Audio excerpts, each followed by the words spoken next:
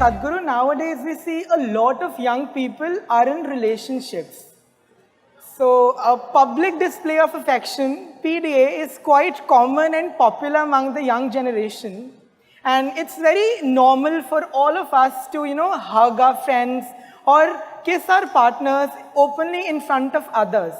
But if we say our previous generation, they consider PDA as something vulgar. So it's very strange that how love offends someone.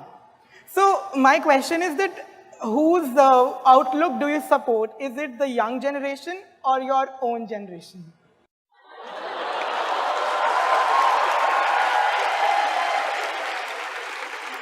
What makes you think you're younger than me, huh?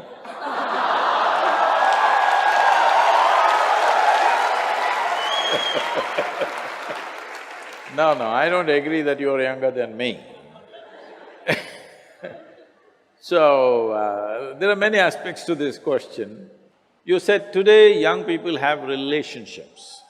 Unfortunately, you have come to a place where you think that a relationship means it must be body-based. There must be something biological involved. Biology is a part of our life. But the significance of becoming human compared to other creatures is, they are complete biology. We are only part biology. We have other dimensions to us.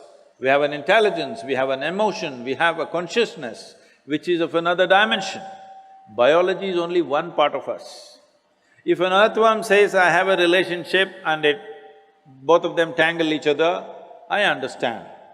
If when a human being says, I have a relationship, it could be a friend, it could be a brother, it could be a sister, it could be variety of relationships and also body-based relationships.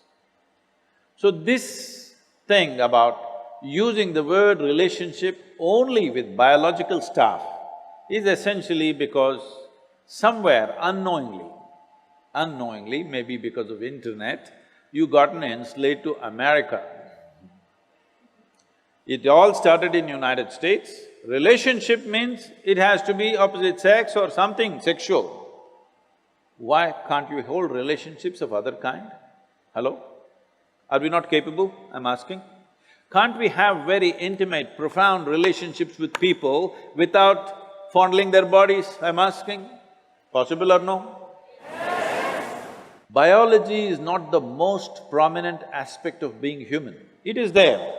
It's not something that you can, put it under the carpet. It is very much there, but it is not the dominant aspect of being human. With other creatures it is so, with a human being, the most significant aspect of who we are is our intelligence, our emotion, our consciousness. These are big things. Body is just one part of it. I am not saying you must ignore the body is there. Now when you say young people, you're talking about those people whose intelligence has been hijacked by hormones. When you were 10 years of age, you looked at people, everybody was fine, they were quite okay. You became 14, 15, you looked at them, every little bump on their body suddenly became a world by itself. Yes or no? You have to wait for some more time. When the hormonal thing goes down, then you look at people, again they're all looking normal. So, it's not a question of right and wrong, it's not a question of morality, it is just a question of priority. What kind of priority do you want to give to your own bodily compulsions? In Delhi, just now when I was coming to your college, somebody in a main street was standing there and urinating. When he feels like it, he does it. What's the problem? Hello? Any problem? No problem, because when you feel like it, you do whatever you want and you think it's your right. He also thinks it is right. When he feels like it, he urinates on the street. What's wrong? Dogs are doing it, donkeys are doing it, cattle are doing it, everybody's doing it. Be natural. This is the philosophy you're talking about. I'm saying there is a certain sanctity to relationships. especially body-based relationships, if you don't maintain that sanctity, it'll become, after some time, vulgarity, definitely. So somebody is seeing it before you, that if you go like this tomorrow, it'll lead to something else. This does not mean being a moral prude, no. But if you don't maintain that sanctity, you will regret that how relationships will become, how much pain they can bring in your life later on, you will see. So you're talking about previous generation, I don't belong to that, nor do I belong to your generation, I belong to the future generations, that's why I'm like this. The previous generation that you're talking about was a generation which came just post-independence. You must understand their reality. They lived as an occupied nation for a period of time.